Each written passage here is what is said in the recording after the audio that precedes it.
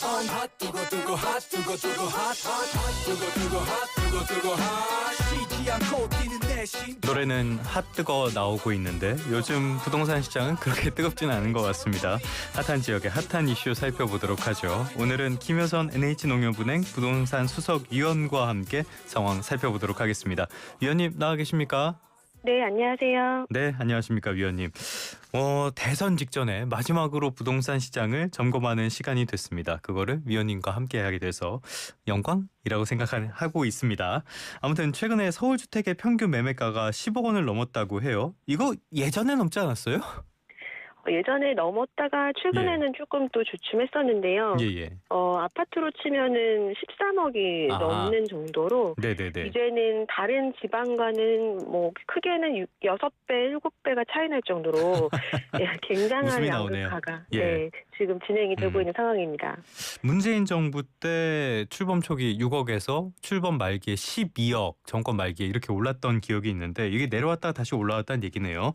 네. 자, 그럼 이 계기가 된 것 가운데 하나가 강남구 토지 거래 허가제. 이건 항상 발음이 어려워요. 이 이후에 아파트 가격이 많이 올랐던데 확대 재지정하면서 거래가 많이 절벽 상태가 됐잖아요. 그런데도 가격은 계속 오른 거네요.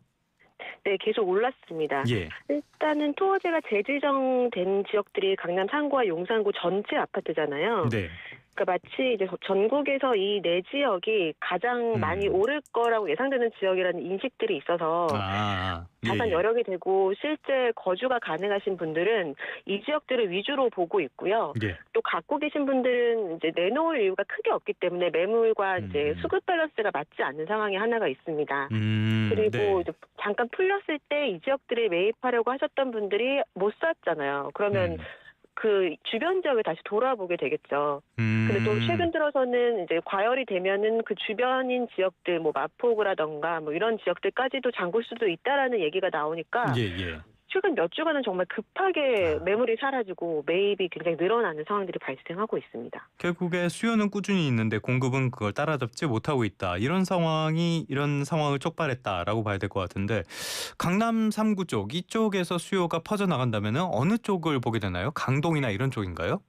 일단 가장 많이 오른 지역은 강남과 인접한 경기도 과천시고요. 과천, 예. 그 거의 중강남이라고 불리는 지역이죠. 네, 그리고 그 외에는 마포구, 성동구 지역들이 좀 많이 오른 편입니다. 역시 강남 3구 다음에는 이제 마용성으로 퍼지는데 용산구는 같이 지정이 됐기 때문에 마포구와 성동구가 굉장히 급격하게 가격이 올라가고 있는 상황입니다. 자, 양극화 문제는 저희가 뭐 지난해도 그렇고 올해도 그렇고 내내 이 이야기를 할 수밖에 없게 되는데 양극화 관련해서 대안이 필요할 것 같아요. 대선 후보들 양극화 관련된 이야기들 하고 있습니까? 양극화 관련된 얘기들을 하고는 있으나 굉장히 주력은 아닌 것 같습니다. 이번에 후보들의 그 공약 자체가 부동산을 굉장히 좀 이제 중심을 경제 쪽으로 많이 치우친 그런 상황인 것 같은데 양극화를 사실 해소할 수 있는 단기간의 방안이 굉장히 부족하기 때문인지 굉장히 좀 우회적인 얘기라던가 그냥 먼 얘기 같은 것들은 하지만 구체적인 얘기는 좀 없는 상황입니다. 알겠습니다. 그 부동산 공약에 대한 이야기 이거는 잠시 뒤에 조금 더 살펴보도록 하겠습니다. 저희가 지난주에 방송을 하면서 부동산 공약을 점검을 했는데 결과적으로는 점검할 공약 자체가 없더라 이런 결론 비슷하게 나왔거든요. 위원님 생각은 어떠신지 잠시 뒤에 들어보도록 하겠습니다. 거래량 어떻습니까? 관망세 계속 이어지고 있나요? 전국적으로 봤을 때는 관망세가 굉장히 짙다라고 할 수 있을 텐데요. 좀 아까 이제 저희 얘기 나눴던 몇 개 지역들은 굉장히 불장이라고 할 수 있을 정도로 거래가 많은 상황이기도 합니다. 근데 이제 굉장히 좀 극히 몇 개의 지역이기 때문에 대부분의 사람들은 이제 정책이 어떻게 될지도 모르고 또 지금 부동산 공약 자체가 더 뚜렷하지 않은 상황이기 때문에 초반에 뭐 세종시 이전 얘기 나오고 할 때는 특수 지역들은 그래도 굉장히 급격한 변화가 있었지만 그게 시간이 지나면서 오히려 이제 정책 변화나 정말로 뭐 이전하는지를 좀 지켜보자, 관망하자라는 심리가 더 짙어지고 있는 상황인 것 같습니다. 세종시도 이제는 약간 뜨뜻미지근해졌나요?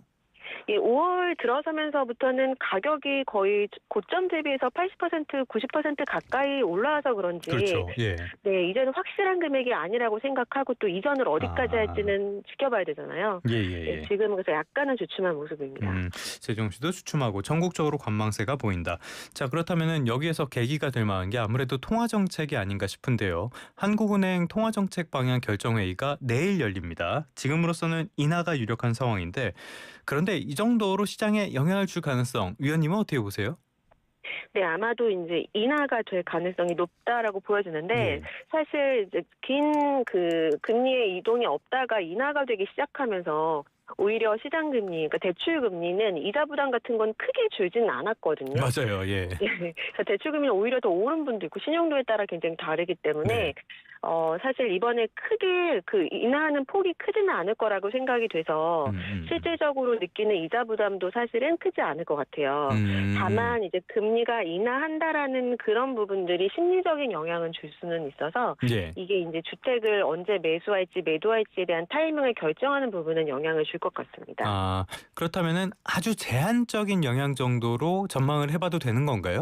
네, 그 정도로 보시면 될 것 같습니다. 알겠습니다. 여기다 또 하나 변수. 역시 부동산 하면은 부동산이 뭐 편의점에서 라면 사는 게 아니니까 대출이 중요한데 7월에 스트레스 DSR 3단계 이렇게 되면은 관망세가 더 짙어지거나 시장에 더 찬바람 불거나 이렇게 되는 건 아닐까요? 예, 스트레스 DSR 3단계로 이제 DSR이 완성이 되는데 이제 금융 당국에서는 이 부분을 수도권 지역은 당초대로 지금 예정대로 진행이 되고 비수도권은 일단 올해까지는 유예를 시켜둔 상태거든요. 네, 지난 연도에 이미 수도권은 1.2인 스트레스 금리를 적용을 받고 있기 때문에 사실상 이번에 대출이 제한되는 금액은 좀 다소 미비하긴 합니다. 그래서 연봉에 따라 조금 차등되지만 그 전체적으로는 1,500에서 한 5천 정도만 원 정도가 대출을 이제 덜 받을 수 있는 대출이 금액이 줄어드는 그런 영향을 받게 돼서 이 부분도 이제 주택 가액에 따라서 이제 상대적인 그 체감이 좀 있을 것 같아요. 뭐 예를 들어 뭐 20억 정도 하는 아파트면 1,000만 원, 5천만 원이 상대적으로는 크지 않을 수는 있지만 큰 돈이죠, 그분들한테. 네, 근데 이제 4, 5억 정도 되는 아파트를 매입할 때는 뭐 아예 입지를 바꿔야 되거나 하는 영향을 줄 수도 있거든요. 그래서 이것도 이제 소득이나 그런 금액에 따라서는 조금 체감이 다를 수는 있을 것 같습니다. 그렇다면 결과적으로 봤을 때는 통화 정책도 스트레스 DSR도 어떤 극적인 변화를 가져오기는 어렵을 것 같은 그런 생각이 듭니다. 자, 이제 대선 이야기로 가보도록 하겠습니다. 부동산 공약 이것도 후보들마다 관심을 안 가질 수가 없는 사안이다 보니까 여러 가지 공약들이 나오고 있어요. 앞서서 저희가 그렇다고 해서 이거를 평가할 만한 공약 자체가 없더라라고 말씀을 드렸는데 위원님은 총평을 하시겠다면 어떻게 하시겠습니까? 네, 저도 유사한 얘기를 드릴 수밖에 없을 것 같습니다.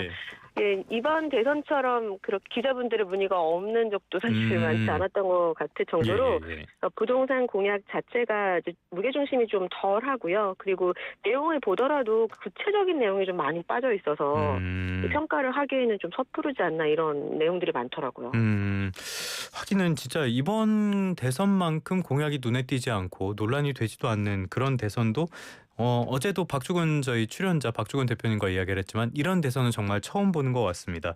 아무리 대선이 긴박하게 치러진다고 해도 오랫동안 준비해온 분들도 있을 텐데 정말 다들 너무 실망스러워요.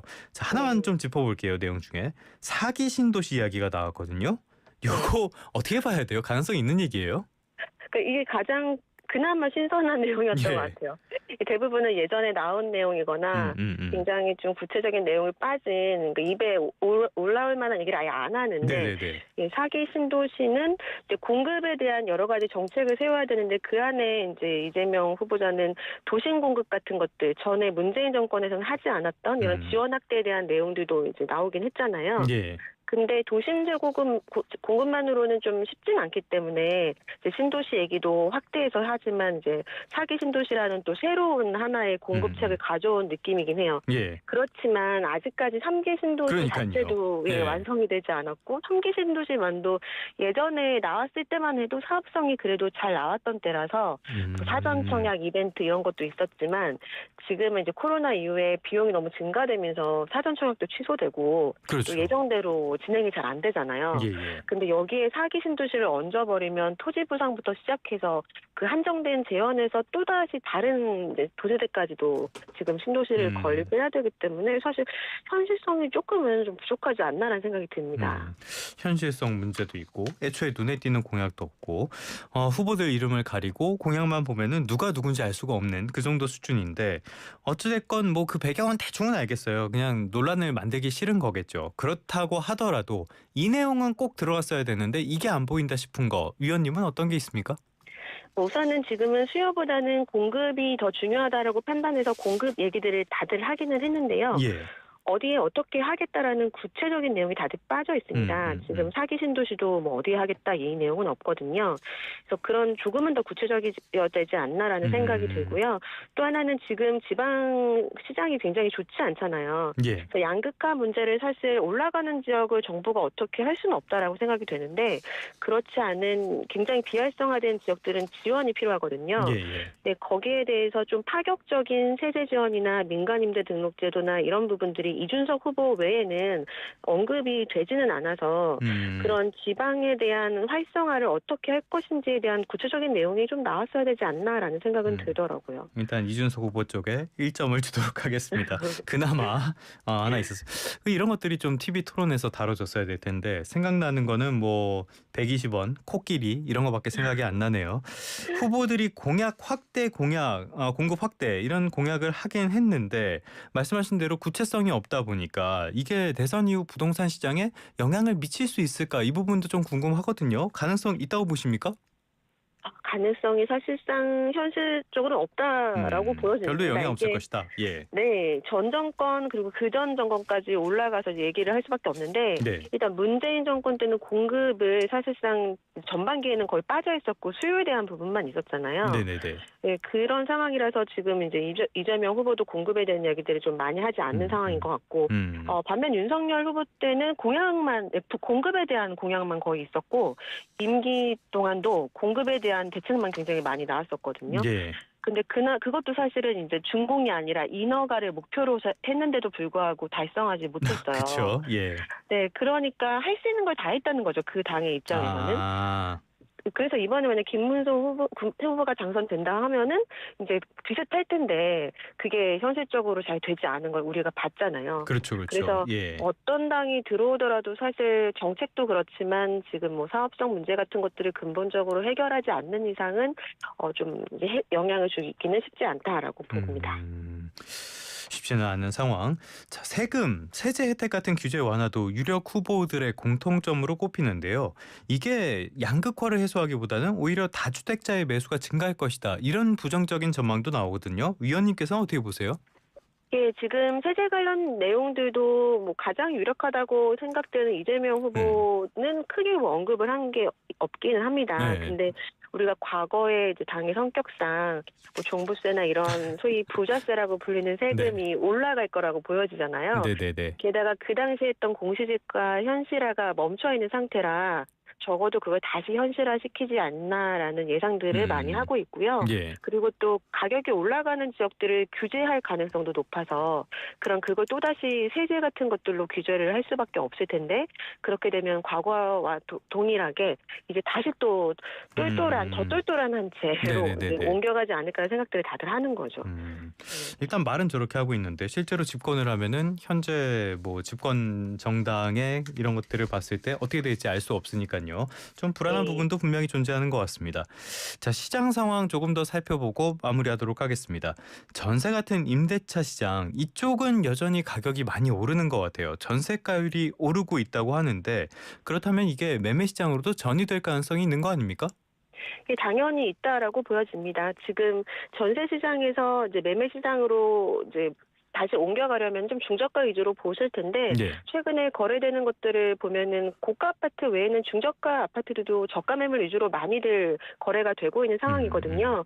근데 향후에 지금 그러니까 실수가 많아지고 있는 수도권 같은 경우는 추가적인 입주 물량이 내년부터는 본격적으로 굉장히 줄어들게 되기 때문에 전세값도 그 전세값에 의한 월세값 상승이 내년도 뭐 그 이후까지 이어질 가능성이 높습니다. 그러면 중저가 아파트들까지도 이제 수요들이 많이 좀 증가될 거라고 보고 있습니다. 자, 그렇다면은 지금 상황에서 대선 주자들 뭐 기대하지 않는다고 해도 어쨌건 합리적인 전월세 시장을 안정화하는 방안도 필요할 것 같아요. 어떤 대안이 있을까요?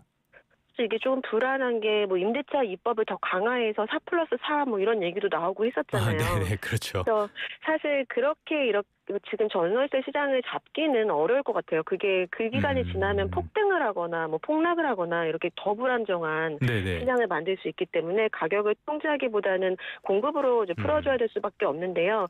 지금 공공에서 이런 정책들을 많이 폈지만 그게 실제로 확보되기까지는 현실적으로 어려우면 이제 민간에서 하고 있는 그런 공급들을 안정적으로 할 수 있는 오히려 당근을 줘야 된다고 생각이 되거든요. 예. 그러니까 뭐 상생임대제도 같은 그런 형식의 이제 당근 형태를 많이 줘서 지금 특히 지방 같은 경우에는 매입 여력이 있는 민간 임대 사업자가 아파트 한 동을 사는 경우들도 있어요. 네네네. 근데 그런 분들이 좀 안정적으로 집값을 올리지 않고 전월세를 줄 수 있도록 그런 민간 임대 사업자 제도부터 시작해서 그냥 민간인 일반인들이 할 수 있는 상생형 임대제도 이런 것들을 좀 확대하는 게 필요하지 않을까 생각됩니다. 네. 이미 그런 경험을 해보고도 또 그런 정책이 나온다는 게 참 답답한데 어쩌면은 독일식 모델 같은 것들을 벤치마크 했다고도 볼 수 있지만은 우리라는 뭐 주택을 보는 시선 자체가 완전히 다르니까요. 별로 참고는 안 될 것 같습니다.